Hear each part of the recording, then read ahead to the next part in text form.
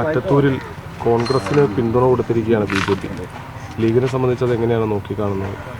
മറ്റത്തൂരിൽ കോൺഗ്രസിന് പിന്തുണയല്ല, കോൺഗ്രസിൽ നിന്നും രാജിവെച്ച് പോയ ആളുകൾ ഒരു ഗ്രൂപ്പായി നിന്ന് BJPയുടെ പിന്തുണയോടുകൂടി അവിടെ പ്രസിഡൻ്റായിട്ടുണ്ട്. അതിന് DCC അവർക്കെതിരെ നടപടി എടുത്തിട്ടുണ്ട്. അത് തികച്ചും അനീതിയാണ്. അത്തരമൊരു കോൺഗ്രസിൽ നിന്ന് രാജിവെച്ച് പോകേണ്ടവരായിരുന്നില്ല അവർ. കോൺഗ്രസ്സായി അവിടെ അല്ലെങ്കിൽ UDF ആയിട്ട് തന്നെ തുടരേണ്ടതായിരുന്നു. അവരെ സംബന്ധിച്ച് അവർ ഈ ഇങ്ങനൊരു രാജിക്കത്ത് പോലും നേതൃത്വത്തിന് കിട്ടിയിട്ടില്ല. അപ്പോൾ ആ കിട്ടാത്തൊരു ഇതെന്ന് പറയുമ്പോൾ സാങ്കേതികമായ ഒരു കോൺഗ്രസിൽ തന്നെയായിരുന്നു. അതുകൊണ്ടാണ് അവർക്കെതിരെ അച്ചടക്ക നടപടി എടുത്തത്. അപ്പോൾ അത് അത്തരമൊരു സഖ്യം ശരിയായോ ഇല്ലയോ എന്ന് തോന്നുന്നുണ്ടോ? എന്താ അവിടെ ഗ്രാമപഞ്ചായത്ത് തെരഞ്ഞെടുപ്പിൽ ജയിച്ചു വന്ന 8 പേർക്കും ലഭിച്ച വോട്ട് ഐക്യ ജനാധിപത്യ മുന്നണിയുടേതാണ്. അങ്ങനെ കിട്ടിയ വോട്ടുമായി മറ്റൊരു കേന്ദ്രത്തിൽ അല്ലെങ്കിൽ മറ്റൊരു രീതിയിൽ ഇടപെടാൻ പാടില്ലാത്തതായിരുന്നു. അത് ജനാധിപത്യത്തിന് വിരുദ്ധമാണ്. നമ്മൾ ആവശ്യപ്പെടുന്നത് എന്താ? അവർ രാജിവെക്കണം എന്നൊരു ആവശ്യമുണ്ടോ? അവിടെ മറ്റത്തൂരിൽ പ്രസിഡന്റ് വന്നിട്ടുള്ളത് സംഘപരിവാർ ശക്തിയുടെ കൂടെ വോട്ടോടു കൂടിയാണ്. അത് ശരിയായ നടപടിയല്ല, രാജിവെക്കണം എന്ന് തന്നെയാണ് മുസ്ലിം ലീഗിൻ്റെ അഭിപ്രായം. ഈ മുന്നണി യോഗത്തിലടക്കം ഈ വിഷയം ഉയർത്തുന്നുണ്ടോ?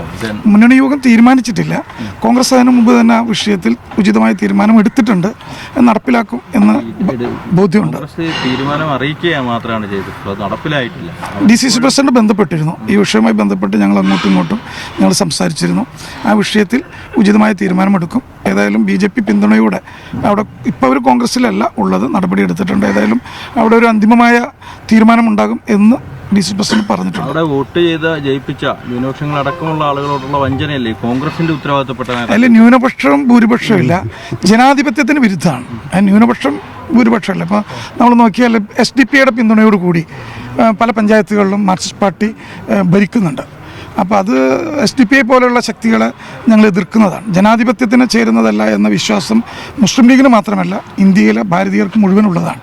അത്തരം ആളുകളുടെ പിന്തുണയോടുകൂടി പഞ്ചായത്ത് പ്രസിഡന്റ്, വൈസ് പ്രസിഡന്റ് പദവിയിൽ ഇരിക്കുകയും മറ്റൊന്ന് പറയുകയും ചെയ്യുന്നത് അനുചിതമാണല്ലോ. അപ്പോൾ ഒരു വശത്ത് വടക്കാഞ്ചേരിയിലടക്കം ലീഗ് ഒരു നിലപാട് സ്വീകരിച്ചു. LDF-നൊപ്പം ചേരാൻ ശ്രമിച്ച ലീഗിൻ്റെ ബ്ലോക്ക് പഞ്ചായത്ത് അംഗത്തോട് രാജിവെക്കാൻ പറഞ്ഞു, അയാൾ രാജിവെച്ചു. മറുവശത്ത് BJP-യുമായി ചേർന്ന് നിൽക്കുകയാണ് ഇപ്പോഴും. അവർ കോൺഗ്രസ്സിൽ ഇല്ല എന്നാണ് അവർ DCC നേതൃത്വങ്ങളോട് പറഞ്ഞിട്ടുള്ളത്. ഇപ്പോൾ ചൊവ്വന്നൂരിൽ കോൺഗ്രസ് പ്രവർത്തക അവിടെ പഞ്ചായത്ത് പ്രസിഡന്റായിട്ട് SDP പിന്തുണയോടെ വന്നു. രാജിവെക്കാൻ പാർട്ടി പറയുകയും ചെയ്യുകയും ചെയ്തല്ലോ. തീർച്ചയായിട്ടും പാർട്ടിയുടെ UDF-ന്റെ പൊതുവായ നയം അത് തന്നെയാണ്. കോൺഗ്രസ്സുകാരൻ യൂത്ത് കോൺഗ്രസ്സുകാരനാണ് ചൊവ്വന്നൂരിൽ രാജിവെച്ചിട്ട് വരും, നടപടിയുണ്ട്, പാർട്ടിയുടെ ഭാഗത്ത് നടപടിയുണ്ട്. UDF-ന്റെ ഒരു പൊതു നയം അത് തന്നെയാണ്. SDP-യെയും BJP-യെയും ഒരു നാണയത്തിൻ്റെ 2 വശങ്ങളായി കാണുന്നതുകൊണ്ട് രണ്ടിനെയും ഒരുപോലെ എതിർക്കുക, അതിനെ മാറ്റി നിർത്തുക എന്നുള്ളതാണ്. രാജ്യത്താകമാനം രാഹുൽ ഗാന്ധിയുടെ നേതൃത്വത്തിൽ നടക്കുന്ന പോരാട്ടം അതാണ്. ആ പോരാട്ടത്തിനോടൊപ്പം തന്നെ ഇന്ത്യൻ നാഷണൽ കോൺഗ്രസും കേരള ഘടകമുണ്ട്, അതിനോടൊപ്പം തന്നെ ഇന്ത്യൻ മുസ്ലിം ലീഗും ഉണ്ട്. ഈ UDF-ന്റെ ആണെങ്കിലും കോൺഗ്രസിൻ്റെ ആണെങ്കിലും സംസ്ഥാന നേതൃത്വം ഈ വിഷയത്തിൽ ഒരു നിലപാടും വ്യക്തമാക്കുന്നില്ല എന്നുള്ള പരാതിയാണ് പൊതുജനങ്ങളിൽ നിന്ന് വരുന്നത്. സ്വാഭാവികമായും ഈ വിഷയത്തിൽ DCC പ്രസിഡന്റ് ജോസഫ് ടാജറ്റ് കൃത്യമായ നിലപാടെടുത്തതുകൊണ്ട് മുകളിലേക്ക് പറയേണ്ടി വരുന്നൊരാവശ്യം വരുന്നില്ല.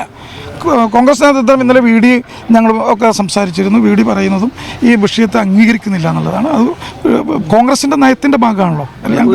LDF മുഖ്യമന്ത്രിയുടെ നേതൃത്വത്തിലാണ് ഈ വിഷയം ഉയർത്തിക്കാട്ടി. ഇത് നിയമസഭാ തെരഞ്ഞെടുപ്പ് വരെ അവർ തുടരും, രാഷ്ട്രീയ പ്രതിഷേധമായിട്ടും വിഷയമായിട്ടും ഉയർത്തിക്കൊണ്ടുപോകും.